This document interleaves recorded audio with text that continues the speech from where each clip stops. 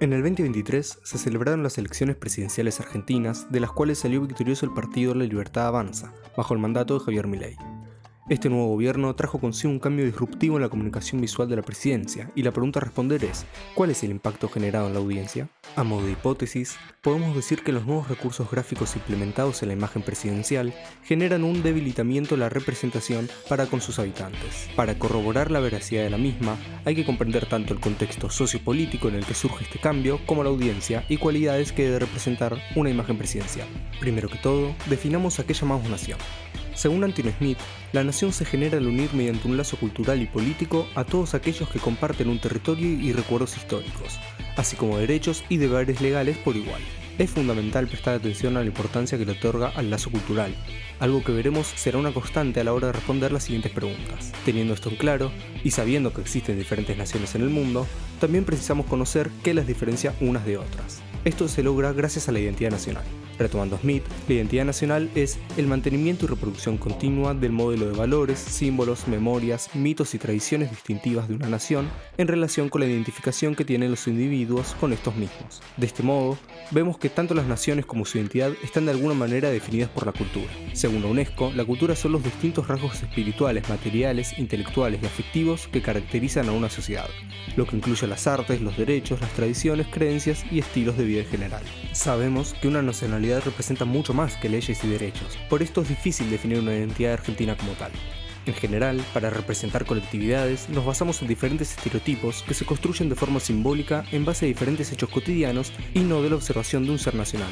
No tiene sentido analizar cuál es el estereotipo argentino, sino analizar los procesos culturales que llevaron a la construcción del mismo. Para esto, indaguemos en la representación visual de la identidad argentina mediante sus símbolos, es decir, la relación de la gráfica con la cultura.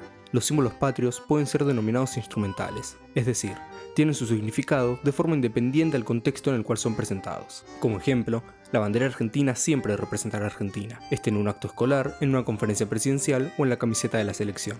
Esto no se logra por arte de magia, es necesario poner en juego todas las instituciones y acciones posibles del Estado para afianzarlos a la nación, proceso que en Argentina tiene lugar desde fines del siglo XIX. Actualmente poseemos tres símbolos patrios, la bandera, el escudo y el himno.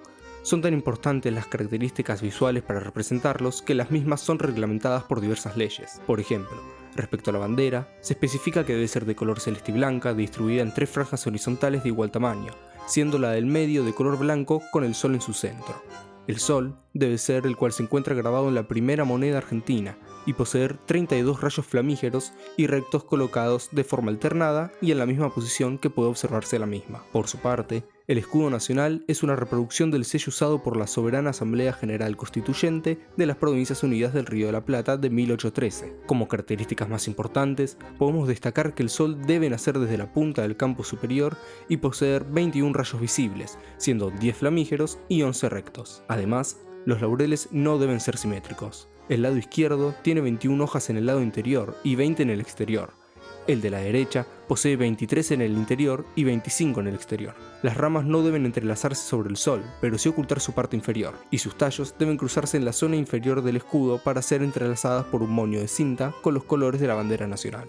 De todas formas, estos símbolos poseen funciones, requerimientos y características distintas a las que puede poseer otra pieza gráfica realizada por un diseñador hoy en día. El diseño gráfico, entendido como un conjunto de condiciones, prácticas y productos diferenciados o específicos con los cuales un diseñador actúa como codificador en la relación emisor-receptor, funciona como una manifestación gráfica de la cultura. En el mundo de hoy, el diseñador se enfrenta a dos problemas claves al idear todo tipo de pieza gráfica. Por un lado, el conseguir adoptar un modelo cultural específico así como sus términos de diálogo y, por el otro, elegir entre lo cultural y lo masivo. En la imagen institucional, la comunicación visual debe asegurar tres objetivos fundamentales que se relacionan con estas problemáticas. El primero, la correcta percepción de los medios visuales propiamente dichos. El segundo, la información que se transmite y los códigos que intervienen para posibilitar su transferencia. Y el tercero, el contexto en el que sucede este intercambio. La disciplina se preocupa por los sucesos que se desencadenan a partir de la mirada del receptor, la observación, la comprensión y el conocimiento. La imagen presidencial, por su parte, se comporta en muchos aspectos de igual manera que la institucional, pero una de las principales características diferenciadoras tiene que ver con sus objetivos duraderos y estables respecto de los servicios básicos y elementales que brindan a los ciudadanos. Su imagen tiene que traducirse en la transmisión de una identidad consolidada, integradora, fácilmente reconocible y asumible por todos. Una imagen de carácter público con tanta importancia no debe construirse solo a través de campañas que responden a acciones puntuales necesarias en el corto plazo.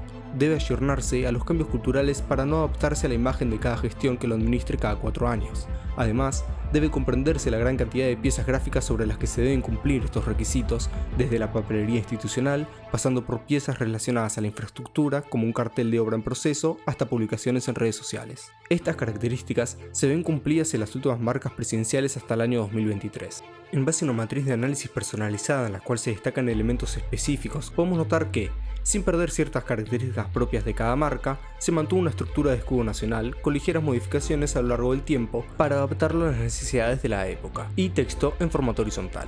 Además, siempre están presentes los colores nacionales celeste y blanco. Respecto al texto, hasta el año 2019 se hace alusión a la presidencia de la nación, para luego pasar a tomar mayor protagonismo la palabra Argentina, quedando casi al mismo nivel del escudo. Pero, ¿qué sucede con la marca del nuevo gobierno?